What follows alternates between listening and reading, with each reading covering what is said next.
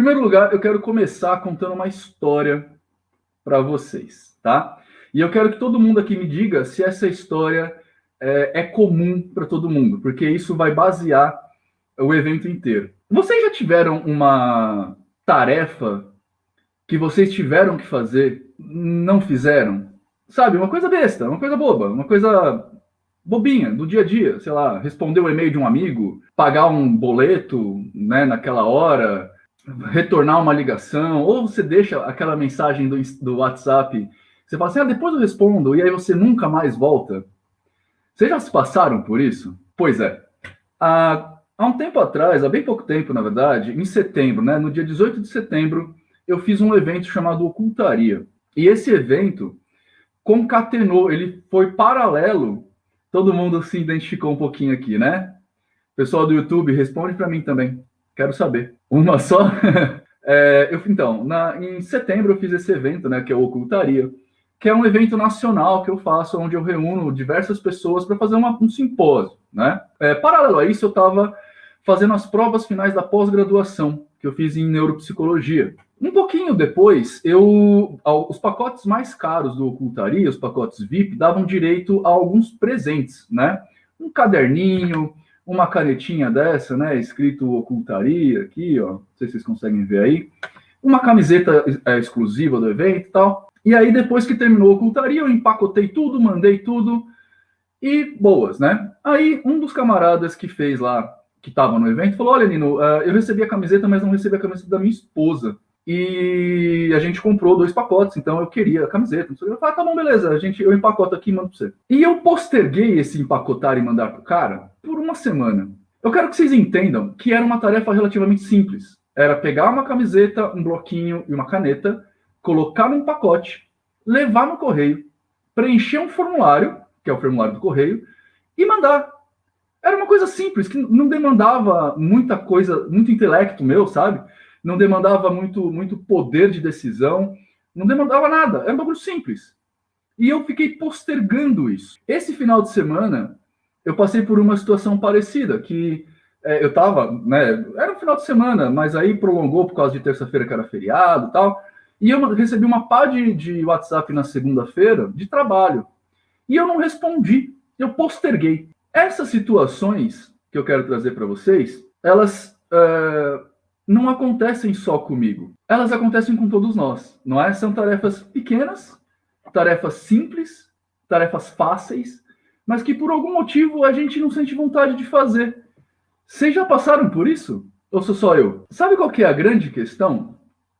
Felizmente isso aconteceu exatamente quando eu estava estudando na pós-graduação a respeito de motivação e procrastinação. E dentro desse módulo de motivação e procrastinação, tinham várias coisas lá sendo discutidas, e eu caí num termo que eu fiquei intrigado com o termo, que é o termo geração do burnout. Essas pequenas tarefas que a gente faz, né, essas coisinhas pequenininhas que a gente faz, elas são chamadas por alguns especialistas, sociólogos, esses caras, essas coisas todas, como adulting.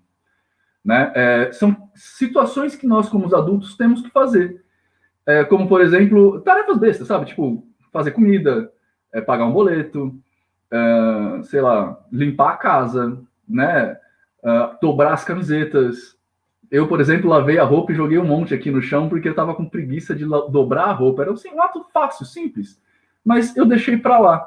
E aí, enquanto eu estava pensando a respeito dessas coisas, eu fiquei concatenando aqui, cara, por que eu não estou fazendo isso? Sabe? Por que essas coisas se tornaram tão difíceis? São coisas tão simples, tão bobinhas, né? Mas elas se tornaram praticamente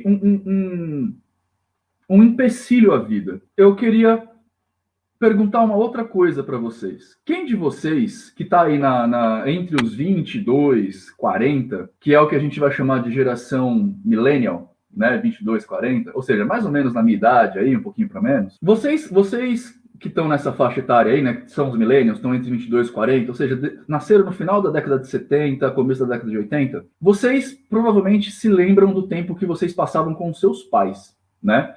Em geral, essa geração que eu tô falando tinha uma mãe um pouco mais presente, a mãe ficava mais em casa, em geral, tá? Vocês se lembram de como a mãe de vocês lidava com essas situações? Essas situações do adulting, de pagar conta, lavar uma panela, dobrar uma camiseta, colocar a roupa para lavar, varrer o chão, mandar uma correspondência, alguma coisa assim. Vocês lembram como que elas tratavam essas coisas? As mães em principal, os pais também, mas as mães em principal. Vocês lembram como que era isso? Era muito fácil, né?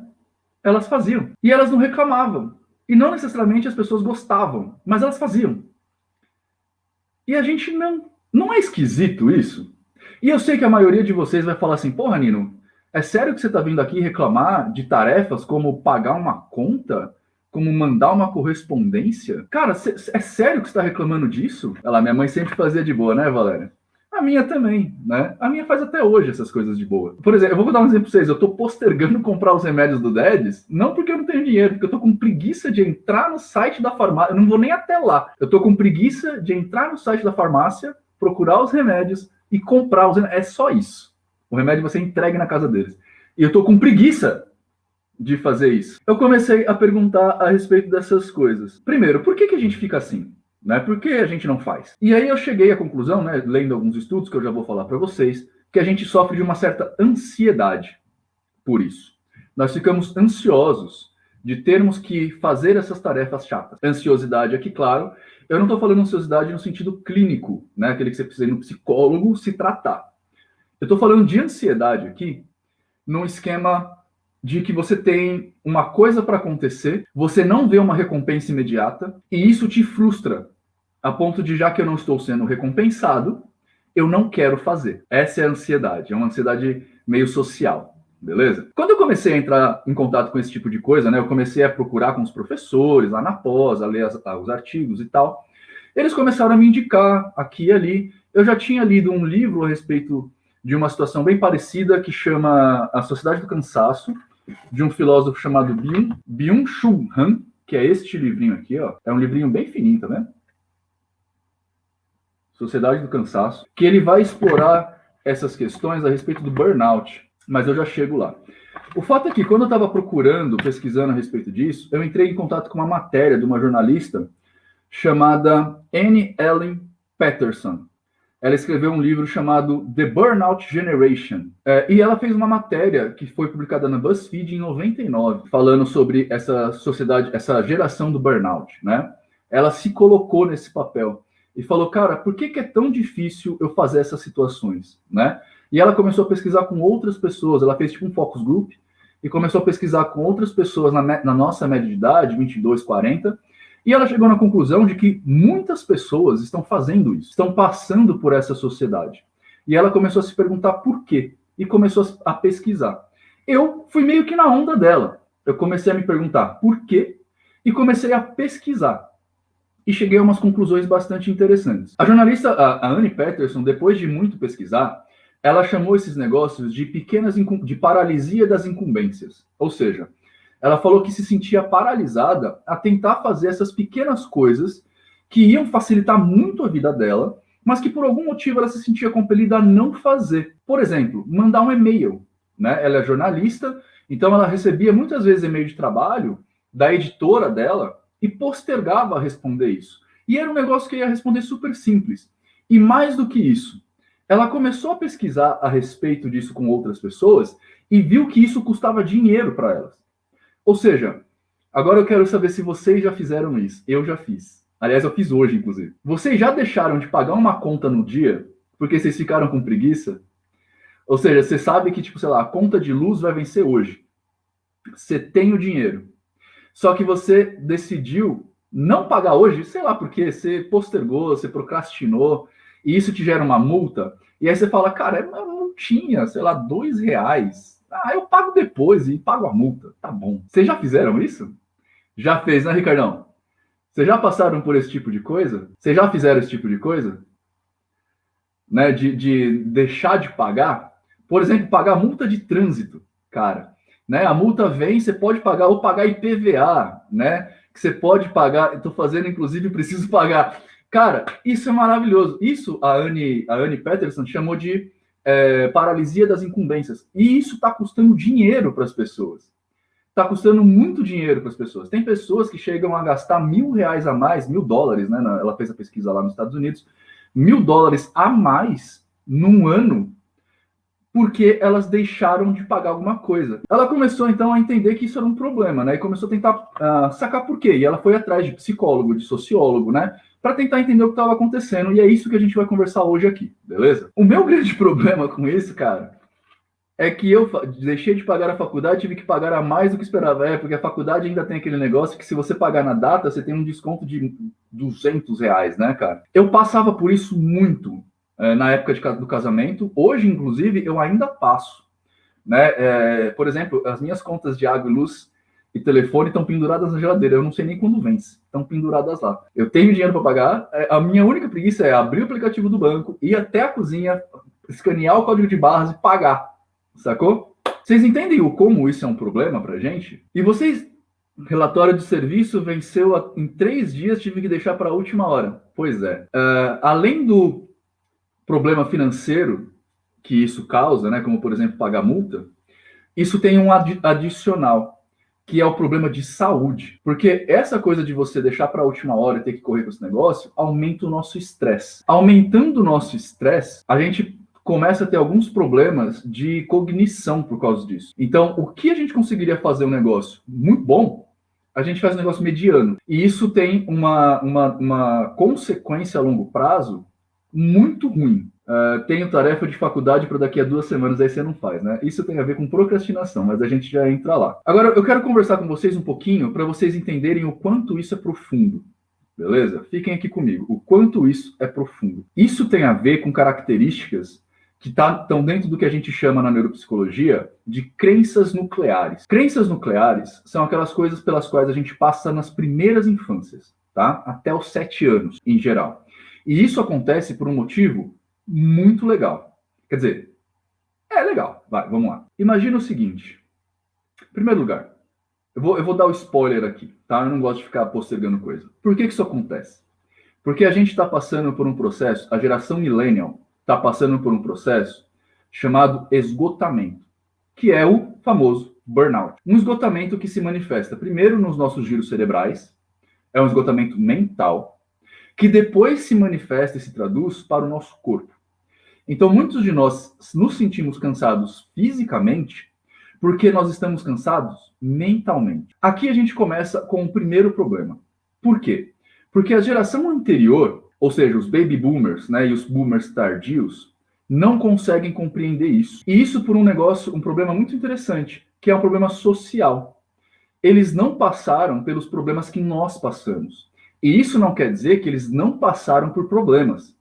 Isso quer dizer que os problemas são diferentes. Basicamente, o que eu estou falando para vocês aqui é que o que está acontecendo agora nunca aconteceu antes na história. E a gente não tem ferramentário ainda para entender o que está acontecendo. Como a gente não tem esse ferramentário, a geração anterior à nossa não consegue entender que a gente está passando por esse processo.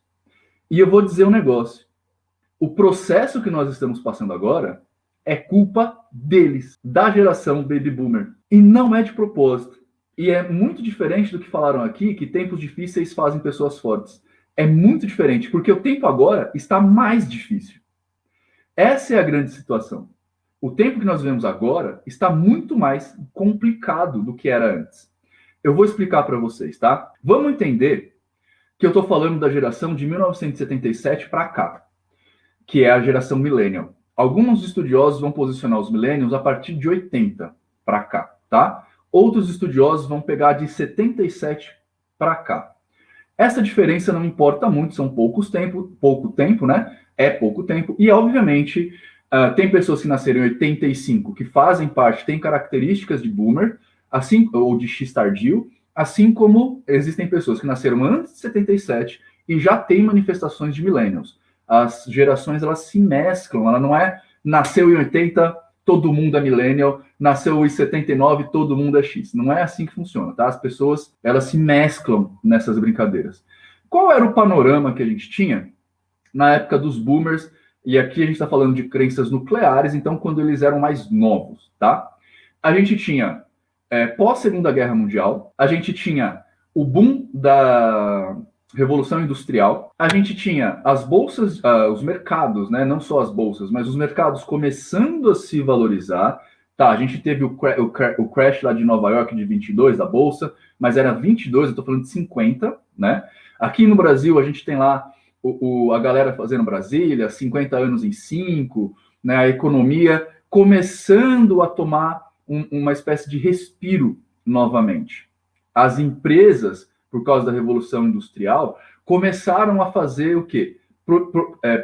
Procurar profissionais que tivessem aquelas filosofias que vocês já ouviram dos seus pais. Trabalha duro, né? Trabalha firme, trabalha forte e com consistência. Ou seja, era muito fácil uma pessoa entrar no trabalho com 15 anos, se aposentar aos 55, sem nunca sair da empresa. A gente tinha, embora de uma forma diferente, uma economia um pouco mais sólida, um pouco mais construtivista. Ela estava sendo construída, ela estava dando impulso para as pessoas que moravam principalmente no Brasil, mas isso se reflete em outros países do mundo, começarem com uma vida profissional um pouco mais sadia, saudável. Nesse sentido, era mais tranquilo, né? Você conseguia entrar numa empresa com 15 anos de idade e aposentar com 55 anos, né? Nos Estados Unidos era assim, aqui no Brasil começou a ficar assim, Jânio Quadros, aquela coisa toda. Legal. Foi construída toda uma geração a partir deste pensamento, beleza? Nós temos que ter aquilo que todo mundo quer ter. Nós temos que ter uma família, que geralmente é papai, mamãe, 2,5 filhos, né? O papai trabalha, a mamãe cuida de casa, certo? As crianças vão para a escola. Nessa época, as crianças, por exemplo, brincavam. Eu vejo um monte de gente falando a respeito disso hoje em dia. Ah, na minha época era melhor, a gente brincava na rua. Isso tem uma certa explicação, a gente vai entrar lá logo, tá? Mas o que eu quero que vocês coloquem na cabeça é que nós, da geração de 77 para cá, fomos criados pelos adultos que passaram a infância por esse processo. Ou seja, a dona Maricota, minha mãe, quando era pequena, tinha todos os problemas, né, inflação, essas coisas todas, mas ela tinha um emprego estável. Ela conseguia entrar e ir aprendendo conforme ela estava lá. E ela claramente passou esses ideais para mim, porque foi isso que ela cresceu fazendo. Foi assim que ela aprendeu a crescer. Concorda?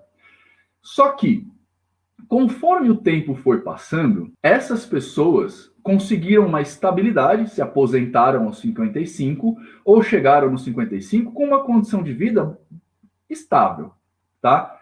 Claro, eu estou falando aqui, né, de uma certa classe social. Eu sei, existem pobres, existem miseráveis, existem pessoas que são né, na favela, que têm uma condição de vida diferente, complicada, etc. e tal, e eu entendo, eu não estou aqui questionando isso.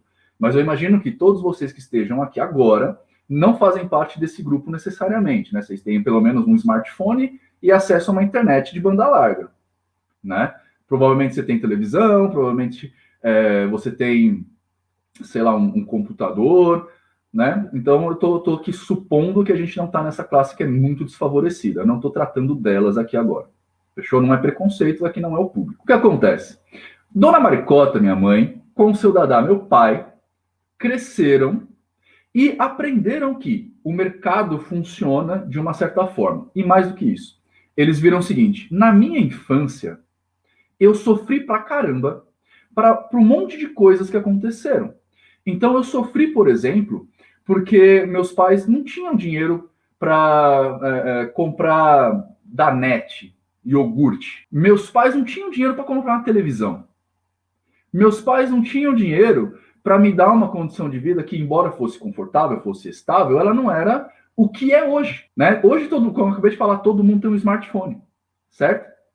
E eles cuidaram da gente desta forma, com a mentalidade de que nós temos todas as condições para sermos pessoas melhores, profissionalmente, pessoalmente e com esses valores, né? O que é ser uma pessoa melhor? É ter um emprego estável, é ter uma família, papai, mamãe, 2,5 filhos e um cachorro e uma casa no subúrbio, certo? Um emprego estável onde você vai trabalhar das 9 às 6 com a carteira assinada, o sindicato, aposentadoria garantida. Não é? Só que outras revoluções industriais aconteceram. E quando essas revoluções industriais começaram a acontecer, o mundo começou a mudar. Ou seja, o que começou a acontecer foi que as empresas começaram a notar que elas conseguiam dar muito lucro. E para dar muito lucro, elas tinham que cortar a coisa que dava para cortar. Uma empresa não consegue cortar a matéria-prima que ela recebe. Ela precisa da matéria-prima para funcionar. A empresa não consegue cortar a água, a luz e telefone. Ela precisa disso para funcionar. Agora a internet, né, que são as contas fixas. A única coisa que a empresa consegue cortar é o salário dos funcionários. E melhor ainda, se ela conseguir cortar o funcionário. Se eu conseguir colocar um robô para fazer o trabalho que um funcionário faz, eu não preciso pagar esse funcionário. Eu compro o robô, tenho gasto uma vez, depois só manutenção de vez em quando. Isso começou a criar um cenário muito mais competitivo. E a nossa geração, aliás, a geração anterior à nossa, começou a notar isso. E começou a dar para a gente algumas coisas, algumas informações muito legais, que começou na infância. E a gente tem reproduzido, nós, os millennials, temos reproduzido isso com os nossos filhos. E isso está criando toda uma geração problemática, mais do que a gente. Né? Nós somos a geração burnout e a gente não sabe o que está acontecendo ainda com as crianças. Né? Eu tenho uma filha de 18. Eu não sei ainda o que está acontecendo com ela, cara. Mas o que acontece? As pessoas a gente começou a notar que está mais difícil termos capital. A nossa geração, a geração millennial, é uma geração descapitalizada, ou seja, a gente não consegue fazer economia, a gente não consegue ter uma poupança. Né? O grosso das pessoas. A gente não consegue ter uma poupança. A gente não consegue ter bens de longo prazo. A gente não consegue comprar uma casa. A casa está um absurdo, velho. A gente não consegue comprar um carro, né? 0 quilômetro do jeito que a gente gosta. Essas coisas que eram um pouco mais normais na geração passada, que era só guardar dinheiro, a gente não consegue mais fazer. Porque o mercado está mais competitivo, a humanidade está mais competitiva, e isso criou uma necessidade de criação das crianças, né, um pouco mais diferentes da gente. A gente começou, por exemplo, em 2008, a ter um declínio da classe média. A classe média começou a ganhar cada vez menos. Ao mesmo tempo que a gente começou a ter uma subida dos 1% mais ricos do mundo.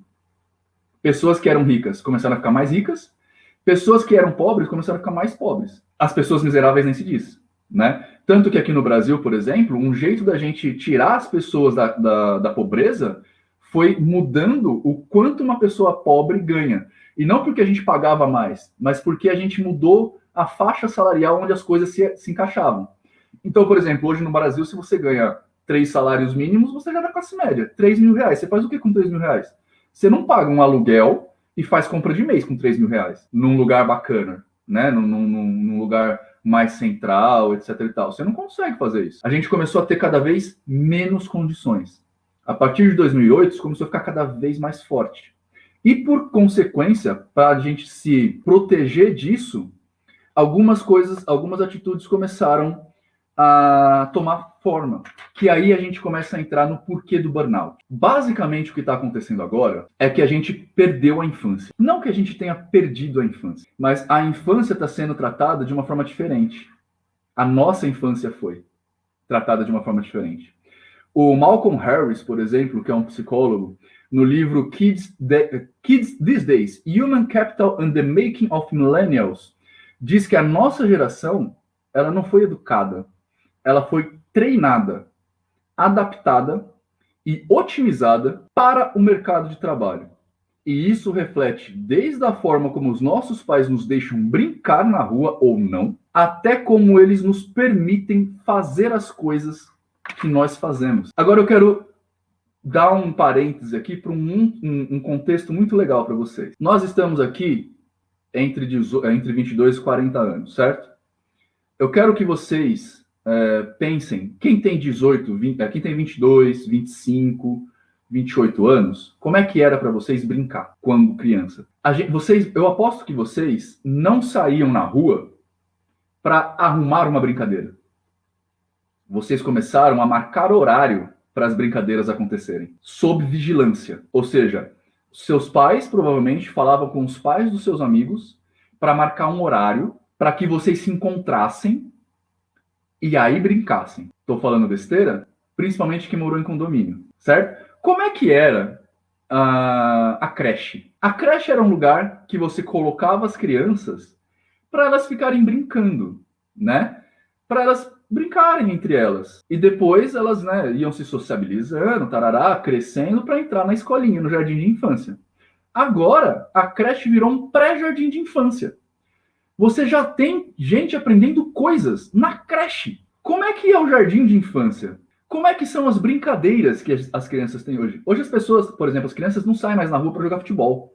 Né? Eu nunca joguei futebol, mas assim, né, não gostava. Mas as crianças não saem mais na rua para jogar futebol. E eu não estou falando aqui do sentido de sair na rua. Eu estou falando assim, as crianças hoje em dia jogam videogame para se divertir, ou elas jogam videogame para performar. Eu, por exemplo, adoro jogar videogame. E muita gente na internet fala, não me passa aí o seu tag lá do Xbox pra gente jogar. E eu falo, gente, eu não jogo online. Eu adoro Street Fighter. É um dos melhores dos jogos que eu mais gosto. Eu tenho o Injustice 2 instalado no meu computador, no meu Xbox. Eu tenho o Dragon Ball Z, que é um joguinho de luta também, instalado no meu Xbox. Eu não jogo online. Por quê? Porque quando eu pego o videogame, eu quero relaxar. Eu não quero performar. Eu não quero ranquear. Eu quero divertir. E eu tô falando isso porque o meu irmão, por exemplo, ele é 6 anos mais novo do que eu. Ele faz um processo desse comigo. Que a gente joga muitos jogos que são iguais, né? Por exemplo, tem um jogo que a gente gosta, que é o Fallout, que eu jogo desde o primeiro Fallout. Agora tá, sei lá, no 14º, e a gente joga junto. E eu, quando vou jogar Fallout, eu coloco no Easy, no mais fácil, no nível mais fácil. Pra quê? Pra entrar lá, dar uns tiros e tudo bem, tá bom. O meu irmão não, o meu irmão tira sarro, ele fala assim, você joga, mas você joga no easy, que não sei o que lá.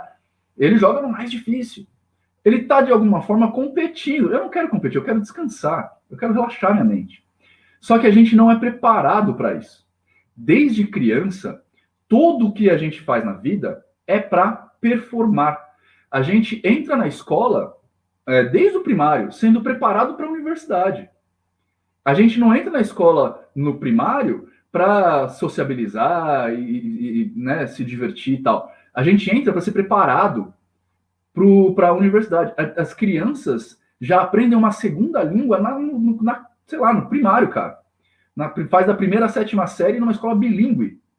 Tudo bem, eu entendo, né? Esse é realmente um período bom para a criança aprender inglês. Mas a criança aprende inglês, os pais colocam a criança no inglês, não é porque é bom aprender inglês, é porque elas sabem que as crianças precisam de inglês para entrar no mercado de trabalho. Então, as crianças já são preparadas desde pequena para entrar no mercado de trabalho.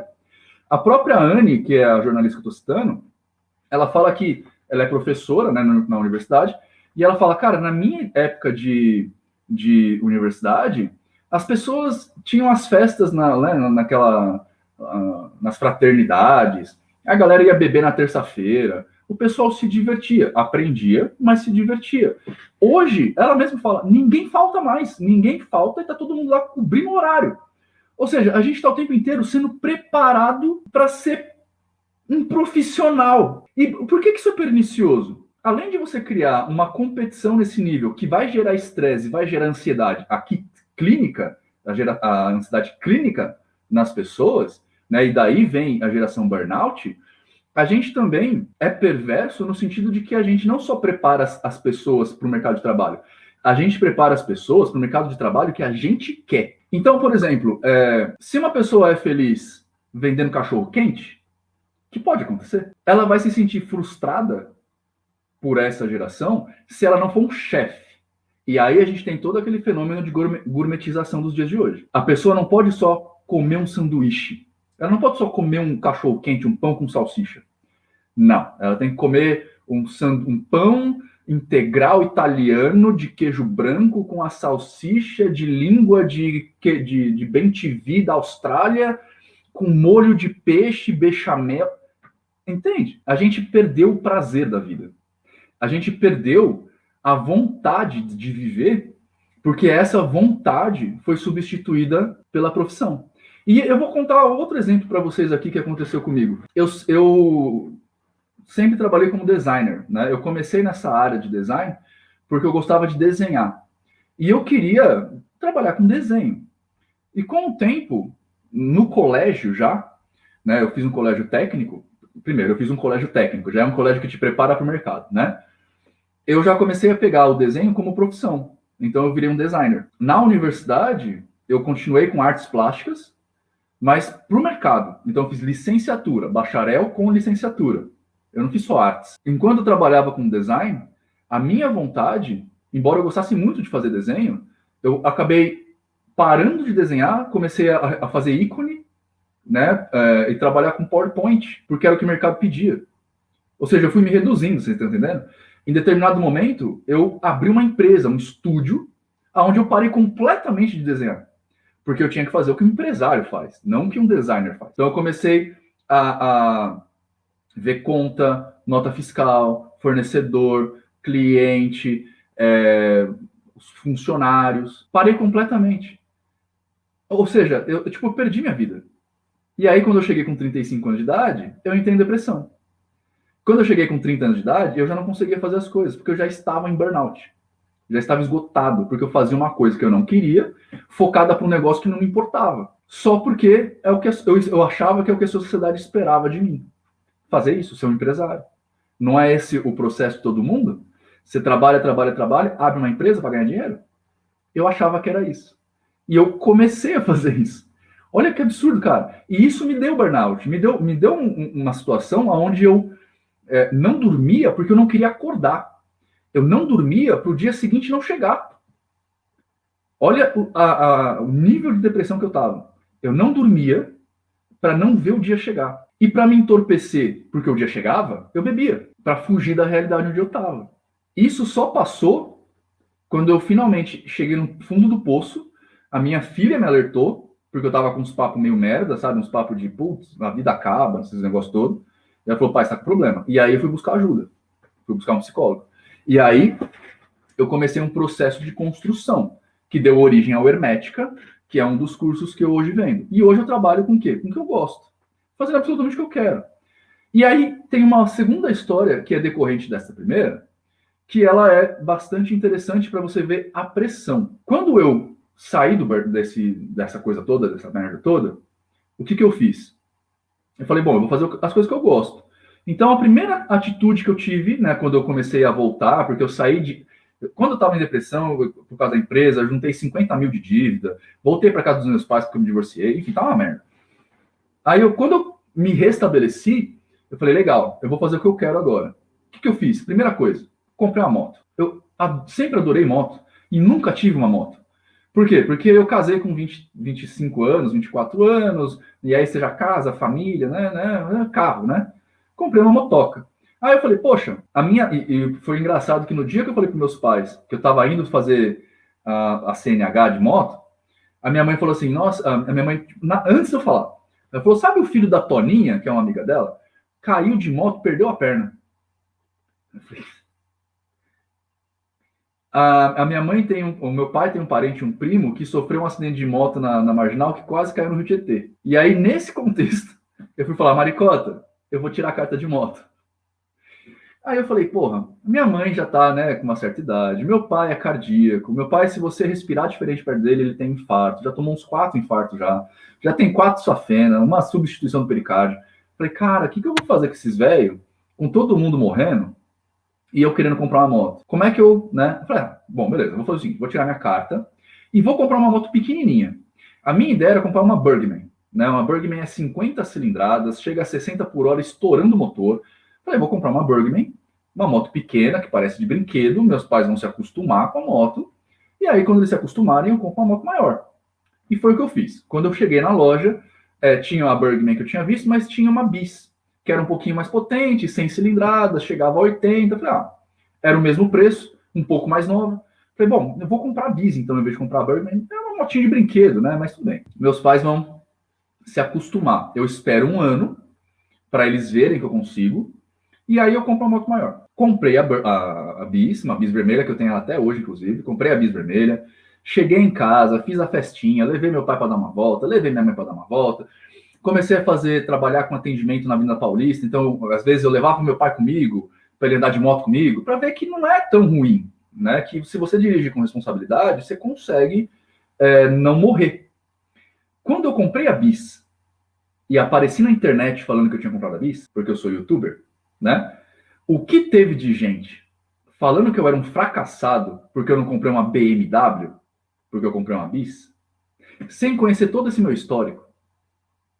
Mas o que eu quero dizer para vocês é o quanto a sociedade pode ser maléfica, porque ela impõe algumas coisas na sua cabeça que não é o que você quer. Mas você se convence porque é a sociedade te falando. Meninas que estão aqui, meninas que estão aqui. Quem de vocês que vai no churrasco da família, ou no Natal, ou no Ano Novo, que já passou dos seus 25, que tá solteira, e a tia não pergunta, e aí, cadê o namorado? E aí, quando vai ter filho? Quem de vocês não passa por isso? Me respondam, quero ouvir. Quem de vocês já passou por isso? Já passou por isso, Jeff? Mas você é menino, né? Meninos também devem passar, tá? Eu não tô aqui direto, eu não tô aqui julgando, porque homens também passam, tá? Eu todo dia, nunca passei por isso. Eu, Renan, e aqui no YouTube, quem de vocês passou por isso já? Me pedem filhos até hoje, tenho 35, minha avó me cobrou um bisneto, Deus me free. Vocês estão entendendo? 23 e passo por isso. Olha aí, ó. É isso que eu tô falando. É isso. Essa é a pura. É lógico, eu não tô falando aqui que eles fazem por maldade, tá, gente? Não é essa a questão. Mas o que eu tô querendo mostrar para vocês é o quanto a geração anterior, sem querer, na melhor das intenções, deposita nas nossas costas um monte de obrigações que eles, inclusive, não tiveram. O Malcolm Harris, que eu falei agora há pouco, ele até fala, ele faz uma parábola do papel higiênico. Ele fala assim, a geração Baby Boomer é aquela geração, e de novo, gente, não é de propósito, é de acordo com o que aconteceu na sociedade, eles fizeram o melhor deles, tá? Mas eles são aquela geração que deixa o rolo de papel higiênico com uma folhinha de papel e não se sentiram na obrigação de trocar esse rolo para a próxima geração. Então, eles fizeram o mundo deles, criaram um monte de coisa e entregou para a gente. Só que quando eles entregaram para a gente, esperando que a gente replicasse esse negócio, o mundo já não é mais a mesma coisa. Então, por exemplo, hoje é impossível você entrar numa empresa com 15 anos de idade e sair com 55 aposentado. Primeiro porque é contra a lei você entrar numa empresa com 15 anos. Né? Você só pode entrar depois dos 18 hoje em dia. Segundo, que a gente não tem mais estabilidade de mercado. O mercado muda o tempo inteiro. Né? Eu, por exemplo, trabalhei 20 anos com design, trabalhei 10 anos com PowerPoint. Esses dias a minha filha falou, pai, me ajuda a fazer uma apresentação do meu trabalho. Eu abri o PowerPoint, faz 2 anos que eu não abro. Eu abri o PowerPoint e não sabia que estava rolando mais, cara. Tipo, já é um outro software. Agora o Facebook anunciou o metaverso, que é uma outra situação ainda. Ou seja, a gente está o tempo inteiro sendo rolado pelas novidades e ninguém preparou a gente para isso. Eles exigiram que a gente fosse estável num mundo altamente instável. E essa preocupação, porque agora é assim, agora a gente não é mais uma pessoa que pode ser estável. Como o mercado muda, você está na obrigação de o tempo inteiro performar. Então, por que nós fomos criados lá na infância, acostumados a performar, né? A gente fez a escolinha já preparando para o jardim de infância preparando para o fundamental preparando para o médio preparando para a universidade, tudo isso preparando para o mercado de trabalho. Quando a gente foi preparado assim, o mercado representa isso. Então, hoje em dia, a gente está o quê? Querendo fazer pós-graduação. Para quê? Para conseguir um emprego melhor. Não é para aprender. Né? Eu, quando comecei a fazer pós, por exemplo, eu fiz entrevista em várias faculdades, né? Para fazer pós, você tem que fazer uma entrevista. Eu fiz entrevista em várias faculdades. Fiz no Mackenzie, fiz na PUC, fiz em várias faculdades. Na Mackenzie, PUC, sei lá, acho que até na Anhembi, Morumbi, para um outro curso. E todo mundo me perguntou, você vai fazer essa pós para mudar de área? Eu falava, não, eu só quero aprender. Você quer uma promoção? Não, pessoa, eu só quero aprender. A universidade, é uma universidade, é para aprender. Eu não quero trabalhar com isso. Eu quero aprender. A única que aceitou foi a Faculdade Unidas, que foi aonde eu fiz. Porque os caras falam, nossa, que interessante, você só quer aprender? Eu falei, eu só quero aprender, eu só quero entender como é que o cérebro funciona, é só isso. O cara falou, nossa, que legal, seja bem-vindo. E foi a universidade que eu fiz. Né? Como eu não tenho nenhuma obrigação de fazer uma boa universidade, porque eu não vou trabalhar com isso, eu fiz uma universidade que me ensinasse, tinha uma grade horária que me agradou, e foi a que eu fiz. Mas o que eu quero que vocês entendam é essa obrigação que a gente tem. E tem uma segunda coisa que o Harris fala pra gente, que é o justiceirismo, que a gente também é filho de justiceirismo, né? O que é o justiceirismo?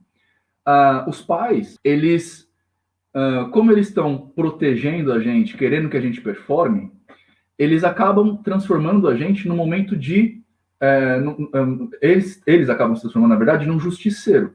Então, se você está na rua, por exemplo, e alguém te xinga, o pai se dói. Se você vai na escola e não tira nota boa, o pai se dói. Não com o filho, com o professor. Isso é uma forma de justiceirismo. E o mais legal é que isso, em particular, tanto da performance quanto do justiceirismo, acontece em todas as camadas sociais. Agora não tem mais a ver com dinheiro. O que muda é o foco. Então, por exemplo, quem está numa classe mais alta quer que o filho se esforce pra caralho para entrar numa puta universidade. Então vai entrar na USP, tá ligado? Vai entrar numa Mackenzie, numa universidade pica. Quem está numa classe mais baixa quer que o seu filho se esforce porque ele vai ser talvez a primeira pessoa da família a ter uma universidade. E com isso, gente, eu não estou falando que nós não devamos evoluir, não devamos aprender, não devamos construir conhecimento.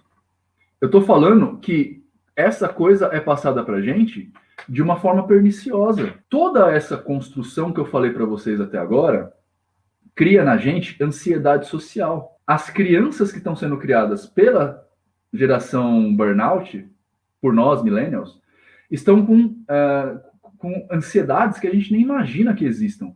E o pior, assim como a geração baby boomer trata a minha geração como fresco, que nem alguém falou aqui no TikTok, geração mimimi, porque a gente reclama, de coisas que eles não entendem porque eles não passaram por isso, a gente faz a mesma coisa com a próxima geração.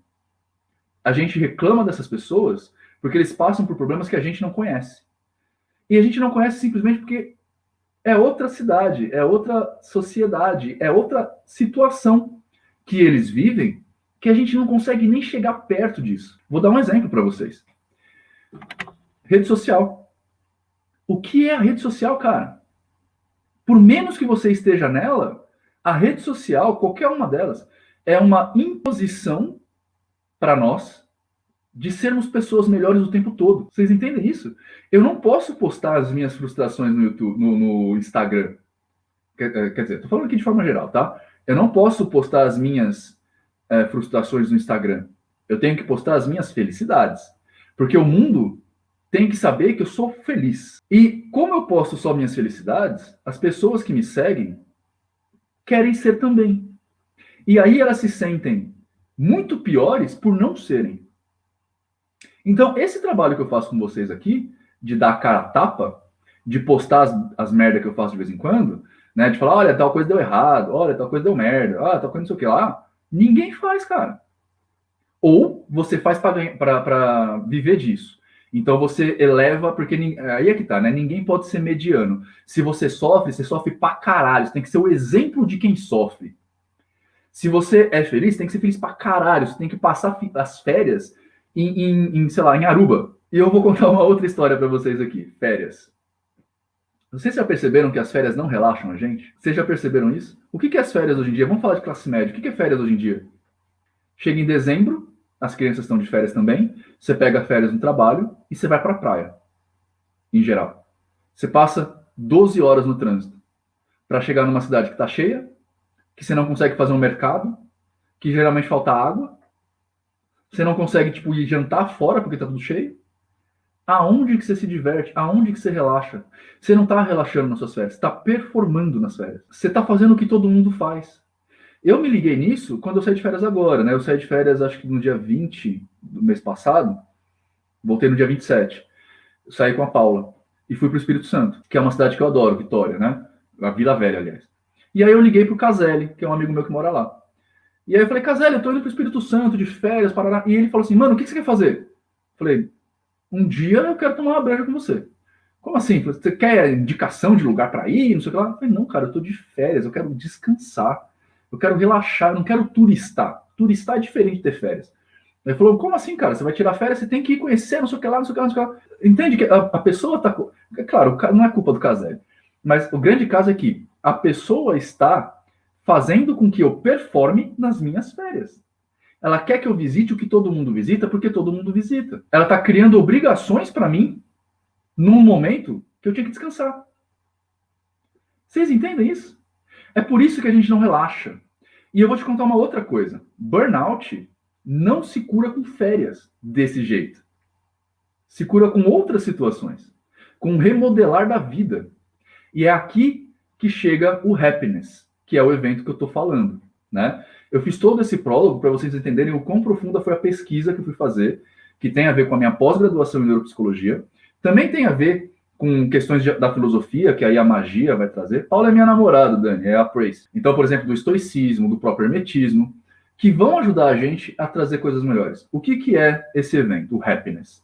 O Happiness é um evento presencial que vai acontecer em São Paulo, no dia 18 de dezembro, que é um sábado, das 19 às 21 horas, no Teatro Dalma, que é no Ipiranga, tá? É do lado da Estação Imigrantes do metrô, tá?